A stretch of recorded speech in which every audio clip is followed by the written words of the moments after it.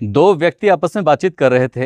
एक व्यक्ति ने दूसरे व्यक्ति से कहा कि मेरे पास एक ऐसा चमत्कारिक सिक्का है, उस सिक्के से मैं मौसम बदल सकता हूँ। जब चाहूँ तब बारिश करा सकता हूँ और जब चाहें तूफान ला सकता हूँ। तभी दूसरे व्यक्ति ने कहा कि तेरे पास ही नहीं बल्कि पूरी दुनिया के अंदर ऐसे 28 सिक्के हैं और उन सिक्कों से पूरी दुनिया बदल सकती है। हम दोनों मिलकर चाहें तो पूरे भारत को रातों रात चमका सकते हैं, पूरे भारत की रातों रात तरक्की कर सकते हैं। यानी कि हम कुछ भी कर सकते हैं। जब वो दोनों व्यक्ति आपस में बातचीत कर रहे थे तो उन दोनों की बातें कोई तीसरा व्यक्ति बड़े आराम से इत्मीनान से सुन रहा था, लेकिन वो नहीं जानते थे कि उनकी जो गोपनीय बातें हैं वो तीसरा व्यक्ति सुन रहा है। अब तीसरे व्यक्ति लग जाता है उस सिक्के की तलाश में कि काश वो सिक्का मुझे मिल जाए, क्योंकि जब बातचीत का सिलसिला चल रहा था तब पता चलता है कि उस सिक्के की जो कीमत है लगभग 1000 करोड़ रुपए है। अब सोच कर देखिए, किसी व्यक्ति को 1000 करोड़ रुपए एक साथ मिल जाएं तो वो न केवल अपना आपा बदल सकता है बल्कि अपने रिश्तेदार, दूर दराज के लोगों तक को बदल सकता है।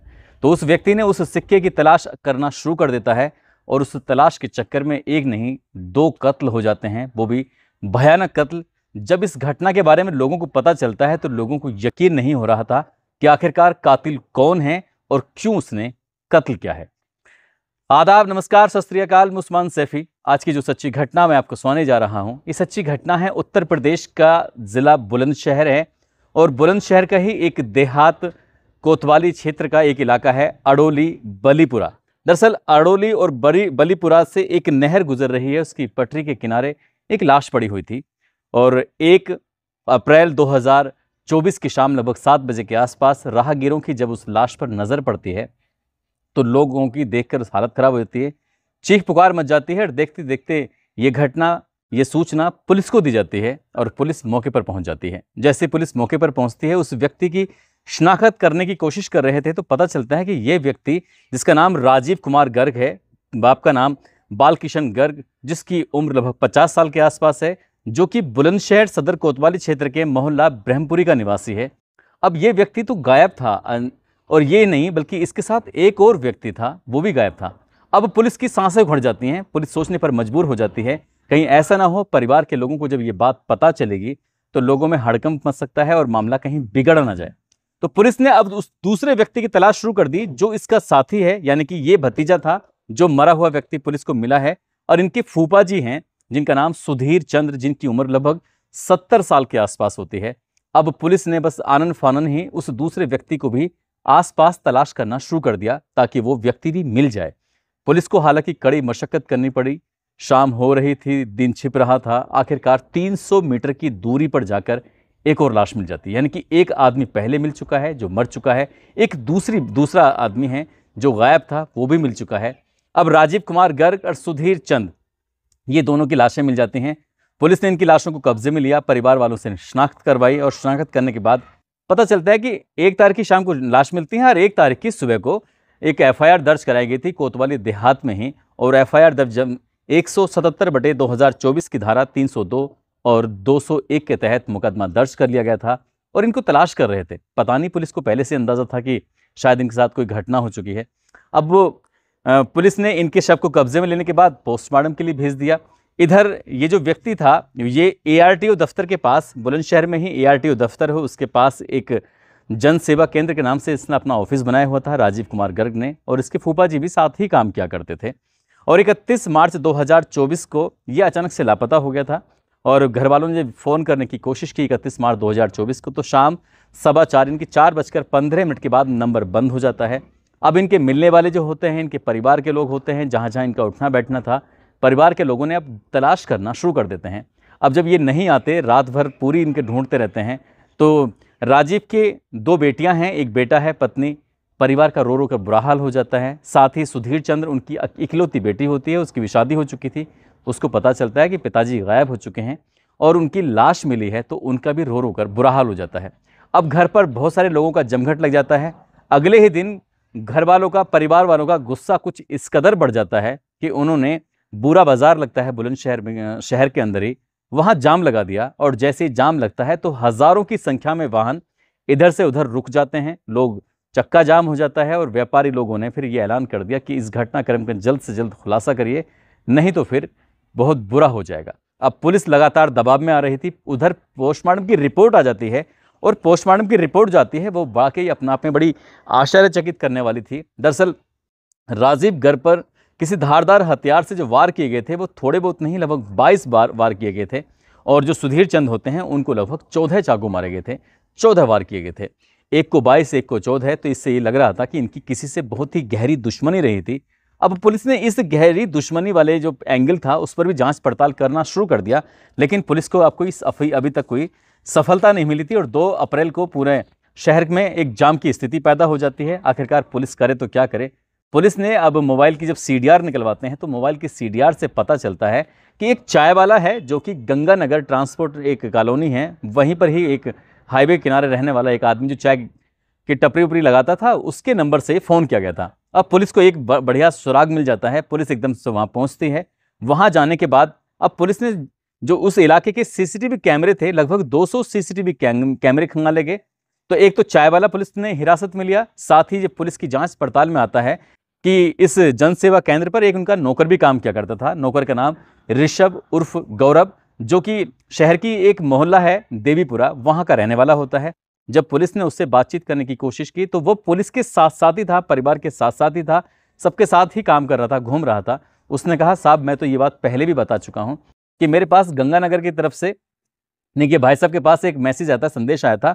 उन्होंने कहा था कि मुझे गंगानगर की तरफ छोड़ के आ जाओ, मुझे नहर के पास मुझे छोड़ना था। मैं स्कूटर लेके गया और छोड़ दिया। और इसी बीच में मुझे ये भी आदेश दिया गया था कि फूफा जी को भी लेके आना है, और मैं कुछ देर के बाद फूफा जी को भी ले जाकर वहाँ छोड़ दिया। जितनी जानकारी थी मैंने पूरी की पूरी जानकारी वो आपसे बता दी है। लेकिन पुलिस को, अब पुलिस ने जब जांच पड़ताल करना शुरू किया है, पुलिस ने जब सवाल जवाब करने शुरू किए हैं। 31 मार्च 2024 को दिन था रविवार का, और रविवार के दिन जनसेवा केंद्र वो बंद रहता है। लेकिन यहीं पर वो थोड़ा सा झूठ बोल जाता है कि उन्होंने जनसेवा केंद्र खोला हुआ था, लेकिन रविवार को कभी जनसेवा केंद्र खुलता नहीं था। इसलिए नौकर पुलिस की अब रडार पर आ जाता है। अब पुलिस ने अपने तरीके से, जो एक तरीका होता है पुलिस का, जो सख्ती से पूछती हैं, कभी कभी 3rd डिग्री भी देनी पड़ जाती है। जब इस नौकर से पूछने की कोशिश की, जिसका नाम ऋषभ उर्फ गौरव होता है, तो गौरव ने फिर तोते की तरह जब बोलना शुरू किया है, और ये सच जब अखबारों के माध्यम से, सोशल मीडिया के माध्यम से पब्लिक के सामने आता है, तो लोगों को यकीन नहीं हो रहा था कि ऐसा भी सच हो सकता है। दरअसल ये लड़का बताता है कि अक्सर ये फूफा और भतीजी की बातें सुना करता था, और वो दोनों बातें किया करते थे कि अभी 100 करोड़ रुपए के आसपास जो ब्लैक मनी थी, उस ब्लैक मनी को वो व्हाइट मनी करके आए हैं।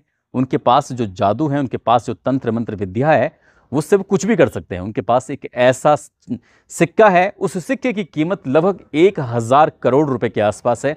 नेपाल सहित कई देशों में बातचीत चल रही है कि कोई उसका अच्छा ग्राहक मिल जाएगा तो उस ग्राहक को वो उसे बेच देंगे, और बेचने के बाद सारी समस्याएं, सब कुछ दूर कर सकते हैं।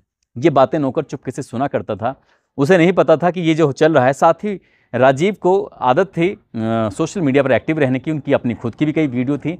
उन्होंने अपने उस सिक्के के माध्यम से कुछ ऐसे चमत्कार किए थे, लोग देख रहे हैं, ताजुब कर रहे हैं, आवाज़ लग रही है कि और तेज बारिश करो, यानी कि सिक्का घुमाया जा रहा है और बारिश तेज होने लगती है, तूफान आने लगता है। वो कहता है कि मैं बारिश भी ला सकता हूँ, मैं तूफान भी ला सकता हूँ, मेरे पास कुछ ऐसा सिक्का है। अब इस नौकर के मन में लालच आ जाता है, वो भी रातों रात करोड़पति बनना चाहता था। और उस नौकर ने अपने एक दोस्त से ये बात की, जिसका दोस्त का नाम, जो कि इसी के मोहल्ले का रहने वाला होता है, जिसका नाम तनु था। तनु से कहता कि एक ऐसा जादुई सिक्का है, वो सिक्का अगर हमें मिल जाए, उसे हम बेचें तो 1000 करोड़ रुपए का, और उस सिक्के से हम कई सारे काम कर सकते हैं। जैसे कि किसी भी व्यक्ति की कोई भी समस्या हो पूरी दुनिया में, उस सिक्के को दिखाओ, उससे उस समस्या का समाधान हो सकता है। साथ ही किसी भी धातु को किसी भी रूप में बदल सकते हैं, यानी कि कोई भी चांदी है तो सोना, सोना है तो कुछ भी कर सकते हैं। जब ये बात तनु ने सुनी तो तनु को भी आश्चर्य होता है। वो कहता है कि एक काम करते हैं, इनको बुलाते हैं और उस सिक्के को लेते हैं। तो इसलिए इन्होंने पहले राजीव को बुलाया, और राजीव को अपने साथ स्कूटर पर लेकर गंगानगर की तरफ जाते हैं। दोस्त पहले से ही हम वहाँ पर मौजूद होता है। हालांकि दोस्त के इनके पास फ़ोन पहुँचता है, जो चाय वाले का फ़ोन था, तनु उसका इस्तेमाल करता है। फ़ोन करके कहता है कि सर मैं आपसे मिलना चाहता हूँ, मेरे पास कुछ पैसे, मैं आपको कुछ पैसे देना चाहता हूँ। यानी कि कोई बड़ा लालच दिया था, धोखे से राजीव को बुलवाया गया था। और राजीव जैसे ही वहाँ पहुँचते हैं, साथ में जिनका नौकर था वो भी था। राजीव बीच में बैठे हुए थे और वो दोनों शातिर अपना काम कर रहे थे। जैसे ही मौका मिला, उन्होंने आसपास चारों तरफ देखा, जब कोई व्यक्ति दिखाई नहीं दिया तो लगातार ताबड़तोड़ चाकुओं से वार करना उनकी पीठ पर शुरू कर देते हैं, और तब तक मारते हैं जब तक क्या हालत खराब नहीं हो जाती। स्कूटर फिसलता है, गिर जाते हैं। उसके बाद सीने पर और पेट पर लगभग 22 वार किए जाते हैं और जब तक मारते रहते हैं जब तक क्या प्राण नहीं निकल जाते।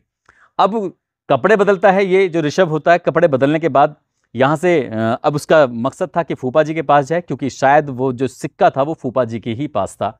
वो जाता है और जाने के बाद जब फूफा जी पूछते हैं कि भाई तुम्हारे चेहरे पे जो ब्लड लगा हुआ है, खून के धब्बे हैं, क्या मामला है, तो वो रोते हुए कहता है कि फूफा जी जल्दी चलो, क्योंकि जो भैया है ना उनका एक्सीडेंट हो गया है और आपको चलना चाहिए। वो धोखे से फूफा जी को भी लेके जाता है। मौके पर ले जाने के बाद जब वहाँ के उनके दृश्य देखते हैं तो फूफा जी भागने की कोशिश कर रहे थे, अपनी जान बचाने की कोशिश कर रहे थे, लेकिन तनु और ऋषभ ने मिलकर उनको भी मार डाला। उनको लगभग 14 बार उन पर चाकुओं से वार किए थे।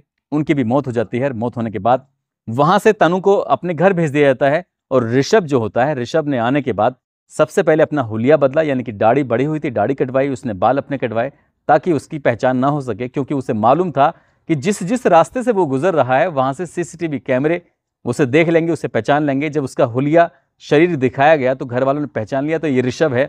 और ऋषभ को पुलिस ने पहले ही दिन पकड़ लिया था। जहां जहां पुलिस जा रही थी वहां वहां ऋषभ भी जा रहा था। लेकिन राजीव और सुधीर के परिवार वालों को जब ये बात पता चलती है तो परिवार के लोगों ने बार बार पुलिस को एक बात कही कि ये इतना सीधा साधा नौकर है, हमारा बहुत ही वफादार व्यक्ति है, आप इसको छोड़ दीजिए और अपनी जांच को ईमानदारी से करिए, जितनी जल्दी हो सके खुलासा कर दीजिए।